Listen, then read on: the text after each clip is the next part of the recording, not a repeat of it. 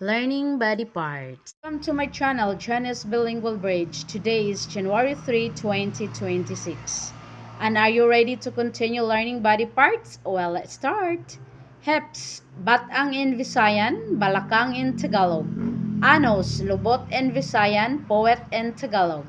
Vagina, bilat in Visayan, poki or ari ng babae in Tagalog. Babae is a word for a girl. Clitoris, entel in Visayan, tinggel in Tagalog. Penis, oten in Visayan, ari ng lalaki in Tagalog. Lalaki is a word for a boy. Testicle, lagay or itlog in Visayan. Tagalog, itlog. Leg, paa or batiis in Visayan, bente in Tagalog. Knee, tuhod in Visayan, same in Tagalog, tuhod as well. Feet, foot. Tiil in Visayan, paanan in Tagalog.